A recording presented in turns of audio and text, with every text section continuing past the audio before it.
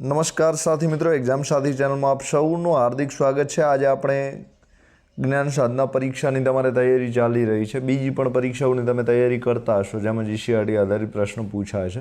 તો સામાજિક વિજ્ઞાન વિષયની પ્રશ્ન બેંક આપણે લાવ્યા છે। તો આમાં આજે 50 એમસીક્યુની ચર્ચા કરશું। તો સૌ પ્રથમ પ્રશ્ન છે, ઈસવીસન 1600માં ઇંગ્લેન્ડમાં ઈસ્ટ ઇન્ડિયા કંપનીની સ્થાપના કરવાનો મુખ્ય હેતુ ખાલી જગ્યા હતો। તો આ ઇંગ્લેન્ડમાં જે ઈસ્ટ ઇન્ડિયા કંપનીની સ્થાપના કરાઈ હતી એનો મુખ્ય હેતુ એ હતો કે વેપાર કરી તેમાં એકાધિકાર સ્થાપવાનો હતો। તો ભારતમાં સૌપ્રથમ સુરતમાં અંગ્રેજો દ્વારા જે કોઠી છે એ સ્થાપવામાં આવતી હતી, એટલે કે વેપાર કરી એમાં એકાધિકાર સ્થાપવાનો હતો, એટલે કે બધા જે વેપારની વસ્તુઓ વેચાય છે અંગ્રેજોની જ વેચાય એવો એમનો મુખ્ય હેતુ હતો। હવે બીજો પ્રશ્ન છે, અંગ્રેજો દ્વારા નિકાસ કરવા માટે માલ સામાન જ્યાં રાખવામાં આવતો તેને શું કહેવાય છે? તો અંગ્રેજો દ્વારા નિકાસ કરવા માટે માલ સામાન જ્યાં રાખવામાં આવતો તેને શું કહેવાય છે? ફેક્ટરી, અને બીજું એનું નામ છે કારખાનું। હવે નિકાસ એટલે જે માલ છે એને બીજી આપણે વેચીએ અને નિકાસ કહેવાય છે, એટલે કે નિકાસ કરવા માટે બીજા દેશની જરૂર પડે છે, એટલે કે ભારતમાંથી બાંગ્લાદેશમાં છે, ભારતમાંથી બ્રિટનમાં છે, તો આ બધું નિકાસ કહેવાય છે। અને માલ આપણે લાવીએ છીએ પાછો એને આયાત તરીકે ઓળખાય છે। તો અંગ્રેજો દ્વારા નિકાસ કરવા માટે માલ સામાન રાખવામાં જે જગ્યામાં રાખવામાં આવતો તેને શું કહેવાય છે? તો ફેક્ટરી કહેવાય છે। કારખાનું પણ પૂછાઈ શકે છે। કયા યુદ્ધ પછી સમગ્ર બંગાળ અંગ્રેજોના અધિકારમાં આવી ગયું? તો એવું કયું યુદ્ધ હતું જેના લીધે જે બંગાળ હતું એ અંગ્રેજોના અધિકારમાં આવી ગયું? તો જે મૈસૂરનો વિગ્રહ થયો હતો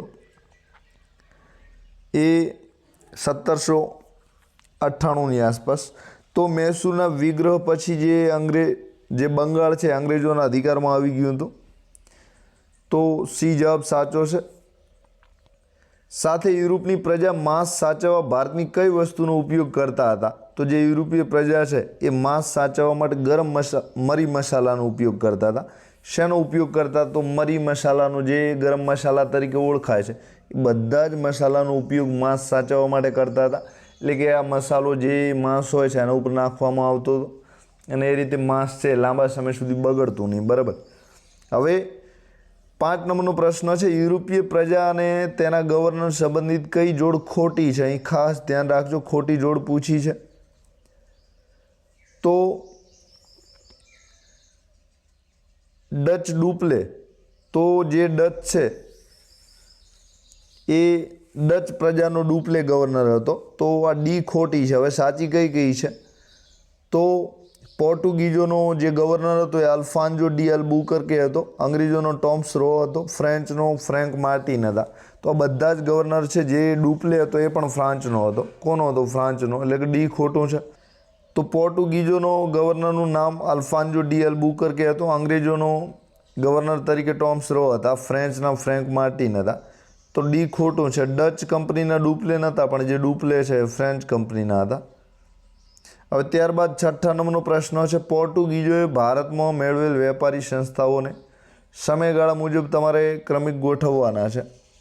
તો જે પોર્ટુગીઝ હતા, તો પોર્ટુગીઝોએ ભારતમાં વેપારી સંસ્થાઓને જે પ્રમાણે જીતી, જે પ્રમાણે મેળવી, તો સૌ પ્રથમ જે પોર્ટુગીઝો છે એમને ગોવા મળ્યું હતું, બરાબર। તો સૌ પ્રથમ શું મળ્યું હતું? ગોવા 1510માં મળે છે।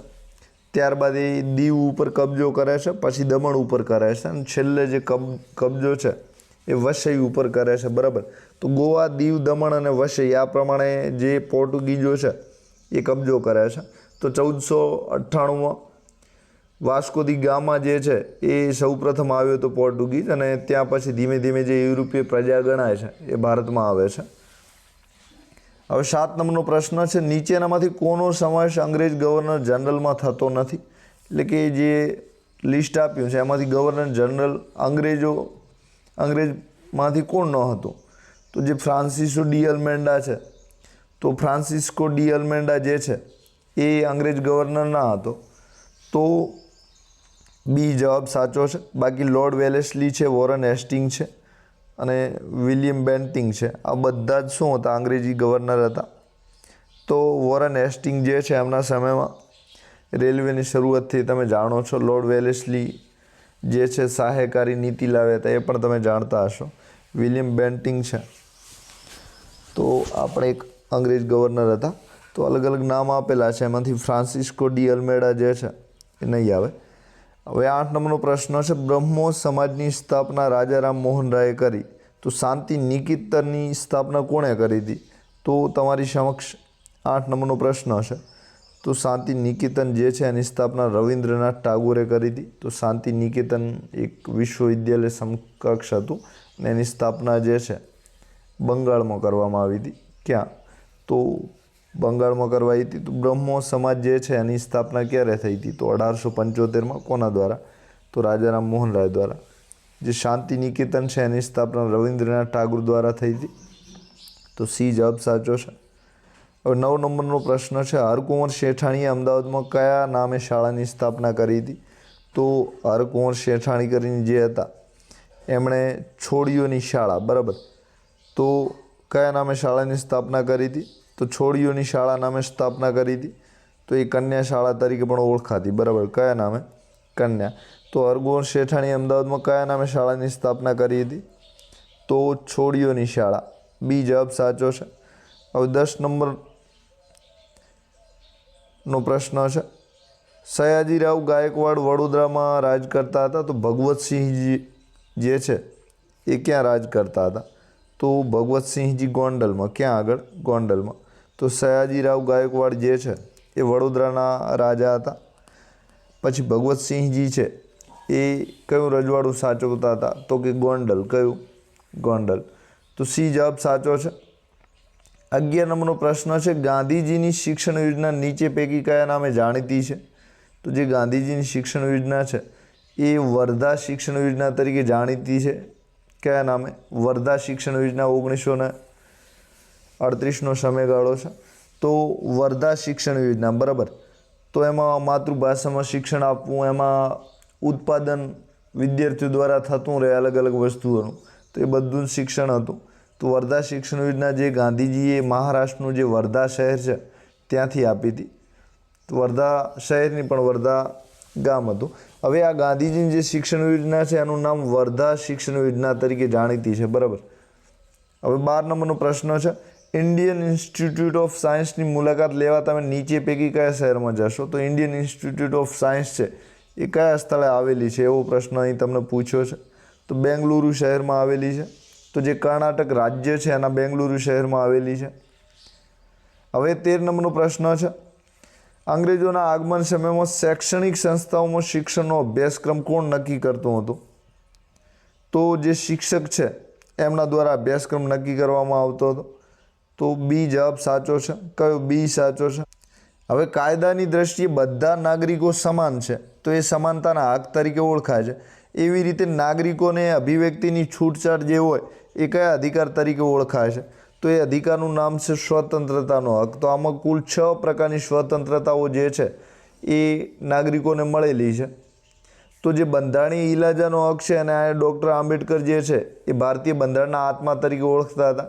શોષણ સામે વિરુદ્ધનો જે હક છે, નાના બાળકો 14 વર્ષ કરતાં નાના હોય તો એને કારખાનામાં રોકી શકાય નહીં, એના માટેનો છે.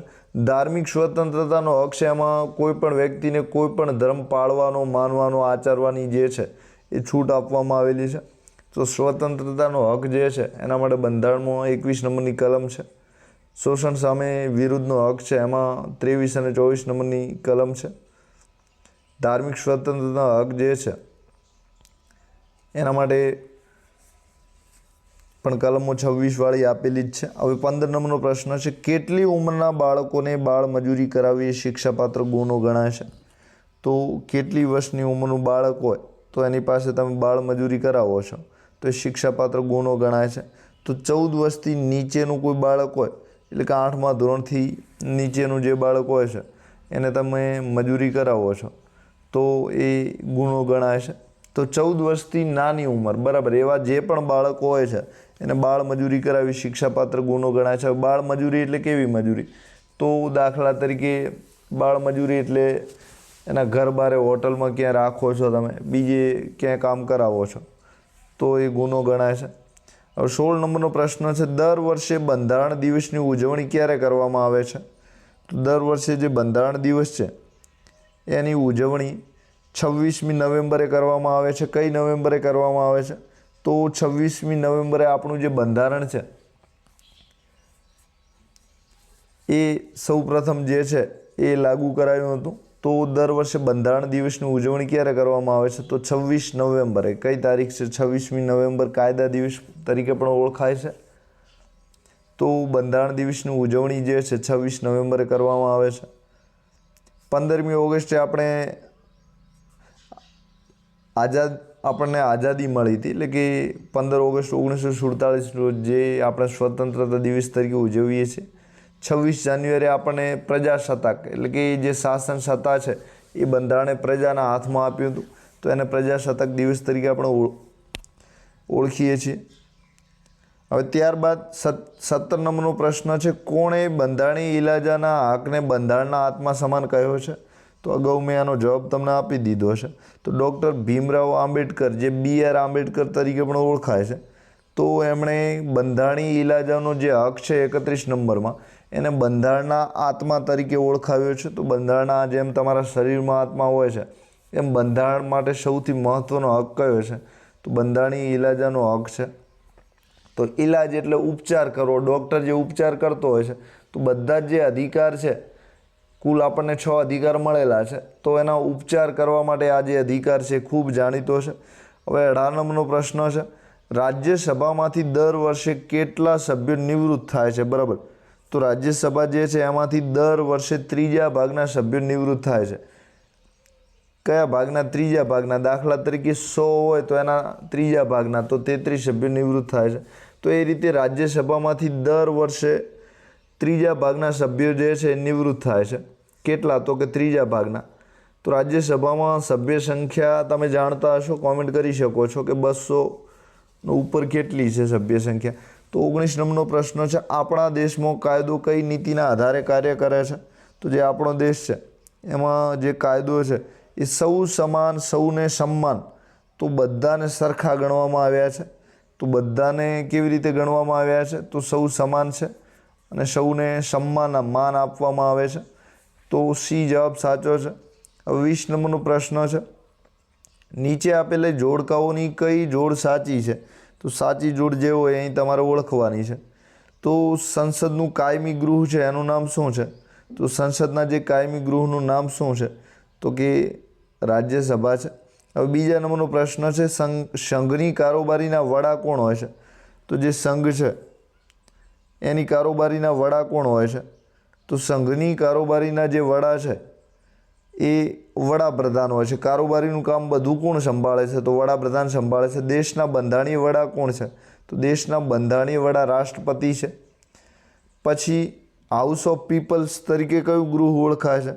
તો હાઉસ ઓફ પીપલ તરીકે જે ગૃહ છે એનું નામ છે લોકસભા. બરાબર. તો હાઉસ એટલે ઘર અને પીપલ્સ એટલે લોકો, તો લોકસભા જે છે એ હાઉસ ઓફ પીપલ્સ તરીકે ઓળખાય છે. તો લોકસભા. બરાબર. તો સંસદના કાયમી ગૃહ તરીકે રાજ્યસભા છે, એટલે કે એ રાજ્યસભા જે છે એ હંમેશ માટે રહે છે, એ કાયમી ગૃહ તરીકે ઓળખાય છે. એનું વિસર્જન જે છે એ કરવામાં આવતું નથી, એટલે કે 33% સભ્યોનું 1/3 સભ્યનું વિસર્જન થતું રહે છે અને આ રીતે 6 વર્ષે એક સભ્યનું વિસર્જન થાય, સભ્ય જે છે એ નિવૃત્ત થાય. પણ જે રાજ્યસભા છે એ ગૃહ છે સતત ચાલ્યા કરે છે. હવે સંઘની કારોબારીના વડા, તો કારોબારી એટલે કે જે પણ કામ થતા હોય, કોઈ યોજનાઓ બહાર પાડવાનું છે, એના ઉપર કામ કરવાનું છે, તો આ બધા કામ વડાપ્રધાન સંભાળતા હોય છે. દેશના બંધારણીય વડા એટલે જે કાયદો છે એનું દેખરેખ કોણ કરે છે? તો રાષ્ટ્રપતિ કરે છે. હાઉસ ઓફ પીપલ્સ તરીકે કયું ગૃહ ઓળખાય છે? તો લોકસભા ઓળખાય છે. તો આ રીતે આપણો સાચો જવાબ કયો છે? તો પહેલામાં D આવે છે, બીજામાં B, ત્રીજામાં A અને ચોથામાં C. તો C જવાબ સાચો છે. નીચે આપેલ જોડકાઓની કઈ જોડ સાચી છે? તો અહીં તમારે સાચી જોડ ઓળખવાની છે. હવે 21 નંબરમાં તાબાની અદાલત જે છે એ તાલુકા અદાલત તરીકે ઓળખાય છે. તો તાબાની અદાલત છે એ તાલુકા અદાલત તરીકે ઓળખાય છે. તાબાની એટલે કે કોઈ અદાલતની નીચે જે અદાલત કામગીરી કરતી હોય તાબાની કહેવાય છે. જિલ્લા ન્યાયાધીશની જે અદાલત છે એનું નામ શું છે? તો જિલ્લા ન્યાયાધીશની જે અદાલત છે એનું નામ મહાનગર મેટ્રો કાં તો સેશન કોર્ટ છે, શું નામ છે? મહાનગર મેટ્રો છે. શું નામ છે? તો મહાનગર મેટ્રો તરીકે ઓળખાય છે. હવે ફોજદારી જે મુકદ્દમા છે, ફોજદારી એટલે કે કોઈ ગુનો ઘટના બને, કોઈ હુમલો થાય તો એના માટે સેશન્સ કોર્ટમાં સેશન્સ ન્યાયાધીશ હોય છે. તો ફોજદારી મુકદ્દમા માટે સેશન્સ ન્યાયાધીશ હોય છે. પછી રાજ્યપાલ જે છે એ સિટી સિવિલ, તો રાજ્યપાલ જે હોય છે એ અદાલતનું નામ શું છે? તો સિટી સિવિલ છે. તો આ રીતે તાબાની અદાલત જે છે તાલુકા અદાલત તરીકે ઓળખાય છે. જિલ્લા ન્યાયાધીશ જે અદાલતમાં બેસતા હોય છે મહાનગર મેટ્રો અદાલત તરીકે ઓળખાય છે, એટલે કે જિલ્લા અદાલત તરીકે ઓળખાય છે. હવે ફોજદારી મુકદ્દમા જ્યાં લડવામાં આવે છે એ સેશન્સ કોર્ટ તરીકે ઓળખાય, સેશન્સ ન્યાયાધીશ તરીકે ઓળખાય છે. હવે રાજ્યપાલ છે એ સિટી સિવિલમાં બેસે છે. તો આ રીતે અલગ અલગ જે છે એ અદાલતોના નામ છે, તો તમારે ખાસ યાદ રાખવાના છે. 22 નંબરનો પ્રશ્ન છે, ગુજરાત રાજ્યની વડી અદાલત કયા શહેરમાં આવેલી છે? તો ગુજરાત રાજ્યની જે વડી અદાલત છે એ અમદાવાદ શહેરમાં આવેલી છે. ક્યાં આવેલી છે? તો ગુજરાત રાજ્યની જે વડી અદાલત છે, વડી અદાલતનું બીજું નામ છે હાઈકોર્ટ, ત્રીજું નામ છે નજીરી અદાલત. તો અદાલત ક્યાં આવેલી છે? તો કે અમદાવાદમાં આવેલી છે. કયા શહેરમાં? તો કે અમદાવાદમાં. વડી અદાલતનો વ્યવહાર નીચેનામાંથી કઈ ભાષામાં ચાલતો નથી? તો કઈ ભાષામાં નથી ચાલતો એવું પૂછ્યું છે? તો હિન્દી, ગુજરાતી ને તેલુગુ. તો આપેલ તમામ. તો શું જવાબ આવશે? આપેલ તમામ મતલબ કે અંગ્રેજી ભાષામાં જ અદાલતમાં કામ બધું થતું હોય છે. એમાં દલીલો અંગ્રેજીમાં કરવાની હોય છે. જે ન્યાયાધીશ હોય છે એ પણ અંગ્રેજીમાં પૂછે છે. તો કઈ ભાષામાં ચાલતો નથી? તો આપેલ તમામ. હવે અદાલતોમાં ધીમે ધીમે હિન્દી, ગુજરાતી છે આવી ભાષાઓનો ઉપયોગ થવા માંડ્યો છે. સર્વોચ્ચ અદાલતના ન્યાયાધીશોના હોદ્દા પરથી દૂર કરવાની પ્રક્રિયા જે છે એ કયા નામે ઓળખાય છે? તો જે સર્વોચ્ચ અદાલત હોય છે એમના ન્યાયાધીશને આપણે હોદ્દા પરથી એટલે કે એમની જે નોકરી કરતા હોય છે ત્યાંથી આપણે દૂર કરવા હોય તો એ કયા નામે ઓળખાય છે? તો એનું નામ જે છે એ મહાભિયોગ છે. શું નામ છે? મહાભિયોગની પ્રક્રિયા તરીકે ઓળખાય છે. તો મહાઅભિયોગ, બરાબર. તો સર્વોચ્ચ અદાલત એટલે કે જે સુપ્રીમ કોર્ટ છે એના જે ન્યાયાધીશો હોય છે એને આપણા હોદ્દા પરથી દૂર કરવા તો મહાભિયોગની પ્રક્રિયા છે એ સંસદમાં કરવી પડે છે. અને એ પ્રક્રિયા કર્યા પછી જ આ જે ન્યાયાધીશ હોય છે એ હોદ્દા પરથી દૂર થાય છે. 25 નંબરનો પ્રશ્ન છે, વડી અદાલતના મુખ્ય ન્યાયાધીશની નિમણૂક કોણ કરે છે? તો જે વડી અદાલત હોય છે એના મુખ્ય ન્યાયાધીશની નિમણૂક જે છે એ રાષ્ટ્રપતિ કરે છે. કોણ કરે છે? તો રાષ્ટ્રપતિ કરે છે. એટલે કે ડી જવાબ સાચો છે. હવે 26 નંબરનો પ્રશ્ન છે, સામાજિક અસમાનતા ઊભી થવા પાછળ નીચેનામાંથી કયું કારણ જવાબદાર છે? તો સામાજિક અસમાનતા એટલે કે ભેદભાવ સમાજમાં જે જોવા મળે છે એની પાછળ કયા કયા કારણો છે? તો શિક્ષણનો અભાવ, રૂઢિગત માન્યતાઓ, સામાજિક કુરિવાજો. ABC ત્રણેય સાચા છે. તો આપણો જવાબ કયો આવશે? ડી. આપેલા તમામ મતલબ કે ABC આપ્યા છે ત્રણેય સાચા છે એવું કહેવા માંગે છે ડી.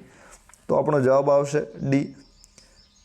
હવે 27 નંબરનો પ્રશ્ન છે, નીચેનામાંથી સંયુક્ત રાષ્ટ્રો દ્વારા આપવામાં આવેલ માનવ અધિકારોમાં કોનો સમાવેશ થાય છે? તો સંયુક્ત રાષ્ટ્ર દ્વારા જે માનવ અધિકારો આપવામાં આવ્યા છે તો આવા કુલ 10 અધિકારો આપ્યા છે. તો એમાંથી કયો કોઈ? તો શિક્ષણ મેળવવાનો અધિકાર છે, સંપત્તિનો છે, અભિવ્યક્તિની સ્વતંત્રતાનો પણ અધિકાર આપ્યો છે. તો આપેલ તમામ. શું આવશે? આપેલ તમામ. સાથે 10મી ડિસેમ્બર છે માનવ અધિકાર દિવસ તરીકે પણ વિશ્વમાં ઉજવાય છે. તો કઈ ડિસેમ્બર? 10મી ડિસેમ્બર માનવ અધિકાર દિવસ તરીકે પણ ઉજવાય છે. તો જે સંયુક્ત રાષ્ટ્ર દ્વારા આપવામાં આવેલ માનવ અધિકાર છે એમાં સંપત્તિનો, શિક્ષણ મેળવવાનો અધિકાર છે, અભિવ્યક્તિની સ્વતંત્રતાનો અધિકાર છે. આ બધા જ અધિકાર લોકોને આપેલા છે. તો એના લીધે લોકો સંપત્તિ રાખી શકે છે, શિક્ષણ પણ મેળવી શકે છે. 28 નંબરનો પ્રશ્ન છે, દર વર્ષે કયા દિવસને માનવ અધિકાર દિવસ તરીકે પણ ઉજવવામાં આવે છે? તો 10મી ડિસેમ્બરનો દિવસ છે આપણે ઉપર જ ચર્ચા કરી દીધી છે. તો માનવ અધિકાર દિન તરીકે ઉજવવામાં આવે છે. કઈ? તો 10મી ડિસેમ્બર. આ ઉજવણી કોણ બહાર પાડે છે? તો સંયુક્ત રાષ્ટ્રની સંસ્થા જે છે તો યુનાઇટેડ નેશન્સ તરીકે અંગ્રેજીમાં ઓળખાય છે. તો આ જે UNO છે એ આ દિવસને બહાર પાડે છે. તો 10મી ડિસેમ્બરના દિવસ તરીકે માનવ અધિકાર દિન, બરાબર, ખાસ યાદ રાખી લેજો. હવે 29 નંબરનો પ્રશ્ન છે, સરકાર કરવેરાની આવકમાંથી મુખ્યત્વે કયા કાર્યો કરે છે? તો જે કરવેરાની આવક છે એમાંથી લોક કલ્યાણના કાર્યો કરે છે. તો લોકોનું ભલું જેમાં થાય છે એવા બધા જ કાર્યો કરવેરામાંથી કરે છે. તો આપણે સરકારને જે ટેક્સ આપીએ છીએ, મોબાઈલ લાવીએ તો 20,000નો મોબાઈલ હોય તો એમાં GST 2,000 કે 2,500 રૂપિયા આવું ટેક્સ લાગતો હોય છે. તો આ જે આપણે ટેક્સ આપીએ છીએ એ બધી આવક સરકારને થાય છે ને સરકારે રૂપિયા છે લોક કલ્યાણ એટલે તમે જે લોકો છે એમનું ભલું થાય એના માટે આ કામ કરે છે. તો શાળાઓ બનાવે, રોડ રસ્તા બનાવે, પુલ બનાવે, આમાં બધા વપરાય છે. 30 નંબરનો પ્રશ્ન છે, પશુપાલન અને દૂધ ઉત્પાદનને કારણે કઈ ક્રાંતિ કરવામાં સફળતા મળી છે? તો જે પશુપાલન છે અને દૂધ ઉત્પાદન છે એ ક્રાંતિનું નામ છે શ્વેત ક્રાંતિ. કઈ ક્રાંતિ છે? શ્વેત. તો દૂધ સફેદ કલરનું હોય છે, એના આધારે જે આ ક્રાંતિ છે એ શ્વેત ક્રાંતિ તરીકે ઓળખાય છે. આ શ્વેત ક્રાંતિ છે એના પિતા તરીકે વર્ગીસ કુરિયન ઓળખાય છે, ડૉક્ટર વર્ગીસ કુરિયન. બરાબર. તો શ્વેત ક્રાંતિનો મતલબ એ છે કે દૂધનું ઉત્પાદન આ ક્રાંતિ આવવાના લીધે ખૂબ વધી ગયું અને લોકોને દૂધ જે છે એ સરળતાથી મળતું છે. હવે 31 નંબરનો પ્રશ્ન છે, ઈસવીસન 1984માં મધ્યપ્રદેશના પાટનગર ભોપાલમાં થયેલ ગેસ દુર્ઘટનામાં કયા વાયુનું ગળતર થયું હતું? તો 1984માં આ ભોપાલ જે શહેર આવેલું છે મધ્યપ્રદેશની રાજધાની તરીકે પણ ઓળખાય છે. તો ત્યાં ગેસની દુર્ઘટના મોટી બનેલી, એટલે કે જે ગેસ છે, વાયુ છે, એનું ગળતર થયું અને આજુબાજુનું જે શહેર હતું ત્યાં લાખો લોકો આના લીધે મરણ પામ્યા હતા. તો આ જે ઘટના છે એમાં ગેસનું નામ શું હતું? તો આ ગેસનું નામ મિક ગેસ હતું. શું હતું? મિક હતું. હવે આ મિક ગેસ છે એ પણ ટૂંકું આપેલું છે, આનું નામ થોડું હજુ વધારે હતું. તો 31માં એ આવશે. શું આવશે?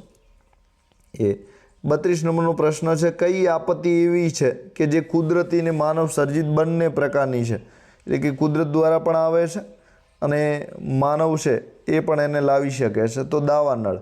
તો જંગલમાં જે આગ લાગે છે એ ઘણી વખત વૃક્ષોની ડાળીઓ છે અંદરો અંદર ઘસાય છે, તો એના લીધે પણ આગ લાગી શકે છે. પાંદડા બધા સળગવા માંડે છે અને જંગલમાં આગ લાગે છે. બીજી એ કે ઘણી વખત દાવાનળ એટલે જંગલમાં માણસ બીજું પીતા જે માચીસ દીવાસળી આવે છે એની સળી બીજી નાખી શકે છે, તો દીવાસળીના લીધે પણ આગ લાગી શકે છે. તો દાવાનળ તરીકે ઓળખાય છે. હવે ભૂકંપ છે, ભૂસ્ખલન છે, તીડનો જે પ્રકોપ છે, આ કુદરતી આપદાઓ ગણાય છે. કયા પ્રકારની ગણાય છે? તો કુદરતી આપત્તિ તરીકે ઓળખાય છે. 33 નંબરનો પ્રશ્ન છે, ઉત્તરાખંડ રાજ્યનો કુમાઉં અને ગઢવાલ વિસ્તાર કઈ આપત્તિનો પ્રભાવિત વિસ્તાર છે? તો કુમાઉં અને જે ગઢવાલ છે એમાં ભૂસ્ખલન વધારે થતું હોય છે. ભૂસ્ખલન એટલે મોટી જે મોટા પથ્થરો હોય છે એ પહાડ પરથી નીચે પડતા હોય છે, એને ભૂસ્ખલન કહેવાય છે. તો ઉત્તરાખંડ રાજ્યનો કુમાઉં અને ગઢવાલ વિસ્તાર જે છે ભૂસ્ખલન પ્રભાવિત વિસ્તાર તરીકે જાણીતો છે. ભૂકંપ વધારે કચ્છમાં આપણે આવે છે. પછી વાવાઝોડું છે એ 1998માં ભયંકર વાવાઝોડું આવ્યું હતું અને હમણાં પણ તમે બિપોર જોઈનું વાવાઝોડું છે એ પણ તમે જોયું જ છે. તો આવા વાવાઝોડા પણ ઘણા બધા આવે છે. તીડનો પ્રકોપ છે 2017માં ભારતના ઘણા બધા રાજ્યો તરફ ત્રાટક્યો હતો, ખાસ કરીને ગુજરાત છે ત્યાં વધારે ત્રાટક્યો હતો. તો તીડ એક જાતના હવામાં ઉડતા જે છે જીવજંતુ તરીકે ઓળખાય છે. 34 નંબરનો પ્રશ્ન છે, ભારતમાં સૌથી ઓછા સાક્ષરતા દર ધરાવતા રાજ્યોમાં નીચેનામાંથી કોનો સમાવેશ થતો નથી? બરાબર, ના પાડી છે કે કોનો સમાવેશ થતો નથી. તો 34 નંબરનો પ્રશ્ન છે, નાગાલેન્ડ રાજ્ય જે છે તો સૌથી ઓછો સાક્ષરતા દર ધરાવતા રાજ્યોમાં નીચેનામાંથી કોનો સમાવેશ થતો નથી? તો જે નાગાલેન્ડ છે એનો સમાવેશ નથી થતો, કારણ કે નાગાલેન્ડમાં જે છે એ સાક્ષરતા વધારે છે. હવે આ પ્રશ્ન એ રીતને પૂછવાનો હતો કે ભારતમાં સૌથી ઓછા સાક્ષરતા દર ધરાવતા રાજ્યમાં કયું રાજ્ય છે? તો બિહાર જવાબ આવે એવું પૂછ્યું હતું, પણ એ નથી પૂછ્યું. તો નાગાલેન્ડ છે, ત્રિપુરા છે, આ બધા રાજ્યો, કેરળ છે, અહીં જે સાક્ષરતા છે 90% કરતાં ઉપર છે, એટલે કે એ બધા રાજ્યો ના આવે. હવે 35 નંબરનો પ્રશ્ન છે, તમારા ગામમાં 7થી વધુ ઉંમરની વસ્તી 700 છે, તેમાંથી 630 વ્યક્તિ સાક્ષર છે, તો તમારા ગામનો સાક્ષરતા દર શું હશે? તો 35 નંબરનો પ્રશ્ન છે. તો 7થી વધુ ઉંમરની વસ્તી 700 છે અને એમાંથી 630 વ્યક્તિ સાક્ષર છે. તો 7થી વધારે ઉંમરના વ્યક્તિ જે વાંચી લખી ગણી શકે એ બધા જ સાક્ષર કહેવાય છે. તો આમાં 700માંથી આવા 630 વ્યક્તિઓ છે તો 90% કહેવાય. 700માંથી 630 તો 100 એ કેટલા થાય તો 90% થાય. બરાબર. હવે 36 નંબરનો પ્રશ્ન છે, ભારતની કુલ વસ્તીના આશરે કેટલા ભાગમાં લોકો કૃષિ ક્ષેત્ર પર આધારિત છે? એટલે કે કેટલા લોકો ભારતમાં કૃષિ કરે છે, ખેતી કરે છે? તો 2/3. બરાબર. 66% લોકો જે છે એ ભારતમાં ખેતી કરે છે.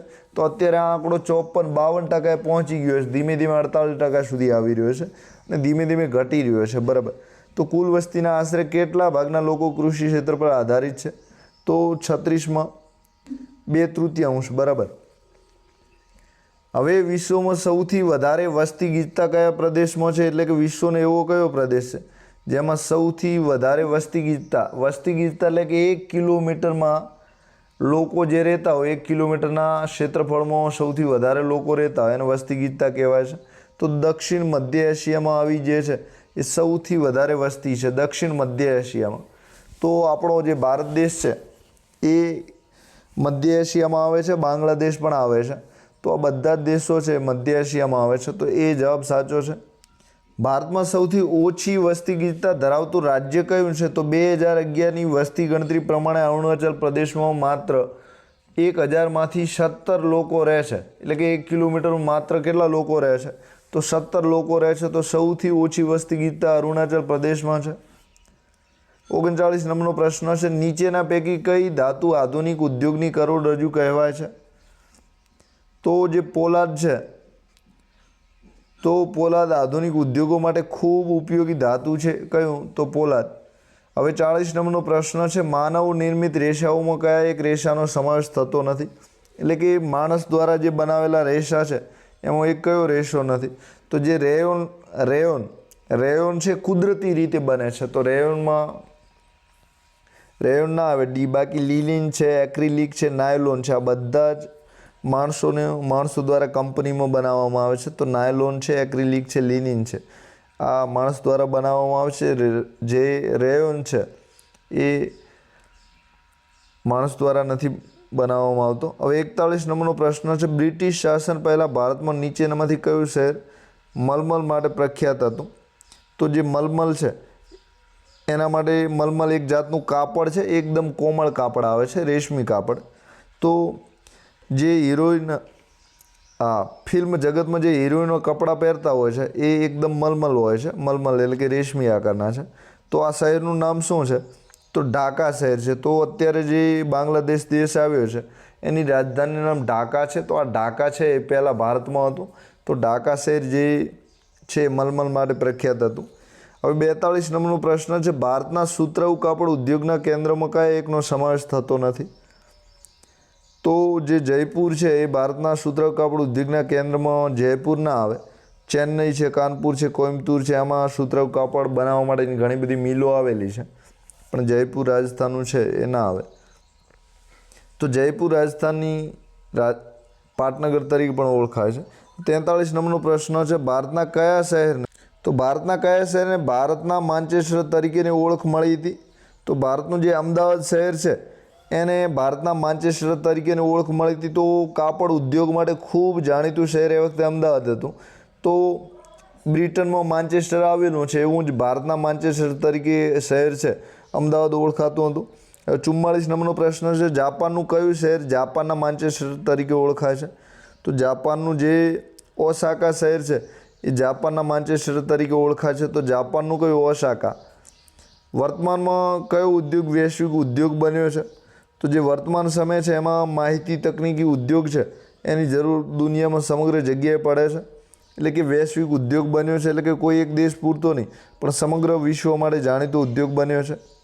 ભારતના કયા શહેરનું નામ સિલિકોન ઉચ્ચ પ્રદેશ પડ્યું છે? તો 46 નંબર, સિલિકોનના ઉચ્ચ પ્રદેશ તરીકે બેંગલુરુ.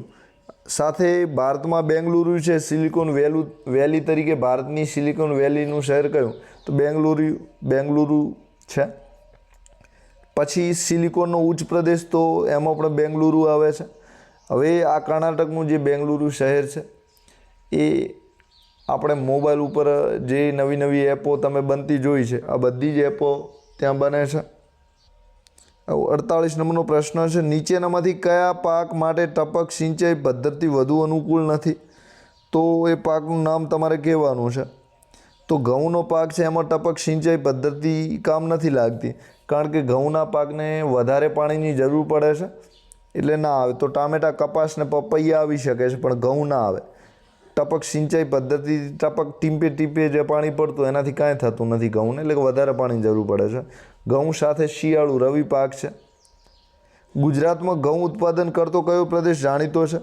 તો ગુજરાતમાં જે ઘઉં ઉત્પાદન છે એના માટે અમદાવાદની નજીક જે ભાલ પ્રદેશ આવેલો છે, તો આ ભાલ પ્રદેશ ભાલિયા ઘઉં માટે જાણીતો છે, તો બી જવાબ આવશે. ચરોતર પ્રદેશ છે તમાકુ માટે જાણીતો છે. કાનમ પ્રદેશ છે એ કપાસ માટે જાણીતો છે. પંજાબ છે ઘઉં માટે જાણીતો છે. બાજરીના પાક માટે કયા પ્રકારની જમીન જે છે વધારે અનુકૂળ આવે છે? તો બાજરીનો પાક આપણે લેવો હોય તો એના માટે રેતાળ જમીન સૌથી વધારે ઉપયોગી છે. તો બાજરીના પાક માટે રેતાળ જમીન બરાબર. અને કાળી જમીન છે કપાસ માટે ઉપયોગી છે. ભારતના કયા રાજ્યમાં બાજરીનું સૌથી વધુ ઉત્પાદન થાય છે? તો ભારતનું જે રાજસ્થાન રાજ્ય છે ત્યાં બાજરીનું સૌથી વધારે ઉત્પાદન થાય છે. આપણે ગુજરાતમાં મગફળીનું સૌથી વધારે ઉત્પાદન થાય છે. તો 50 પ્રશ્નો ચર્ચા કરી દીધી છે. મને વિશ્વાસ છે કે વિડીયો તમને જરૂર પસંદ આવ્યો હશે. સાથે ઘણા બધા પ્રશ્નો આમાંથી જે જ્ઞાન સાધનાની પરીક્ષા છે એમાં પણ પૂછાય છે. સાથે GCRT ધોરણ 8ની સામાજિક વિજ્ઞાનની ચોપડીમાંથી કાઢ્યા છે પ્રશ્નો આપણે. તો આ પ્રશ્નો તમારે જે તલાટીની પરીક્ષા છે, CCની પરીક્ષા છે, પોલીસ કોન્સ્ટેબલની પરીક્ષા છે, તો એ પરીક્ષાઓમાં પણ ખૂબ ઉપયોગી થશે. તો આપ સૌનો આભાર. Thank you very much. તમારે જ્ઞાન સાધનાની પરીક્ષામાં હજુ પણ આવા વધારે વિડીયો જોવા હોય તો આપણી એક્ઝામ સાથી ચેનલ છે એમાં વ્યૂ ચેનલમાં તમે જઈ શકો છો. હવે ત્યાંથી આમ નીચે આવશો તમે તો અહીં જે પ્લે લિસ્ટ દેખાય છે એમાં તમારે જવાનું છે. તો પ્લે લિસ્ટમાં જ્ઞાન સાધના પરીક્ષા છે અને કુલ 14 વિડીયો મૂકેલા છે. તો બધા જ વિષયની તૈયારી તમારે અહીંથી થઈ જશે. તો તમારા મિત્રો જોડે પણ શેર કરી શકો છો. સાથે આ વિડીયો છે આનો કોર્સ તમે ખરીદવા માંગતા હો તો અહીં તમને PDF પેપરની મળશે, સાથે એના જવાબો પણ મળશે અને આવું વિડીયો દ્વારા સોલ્યુશન પણ મળશે. અને કુલ 30 દિવસના 30 ટેસ્ટ છે. તો જે જ્ઞાન સાધનાની પરીક્ષા છે એને માત્ર હવે 32 દિવસ તમારી સમક્ષ, એટલે કે 1 મહિનોની આસપાસનો સમય રહ્યો છે. તો તૈયારી કરવા માંગતા તો માત્ર 100 રૂપિયા કિંમત છે. તમે આવા મોક ટેસ્ટ ખરીદી શકો છો. એના માટે આપણે જે WhatsApp ગ્રુપ ચાલે છે એમાં જોડાઈ શકો છો. તો આવા વિડીયો તમને રોજના મળશે. તો તૈયારી કરવા માંગતા હો તો કરી શકો છો. તો આપ સૌનો આભાર. Thank you very much.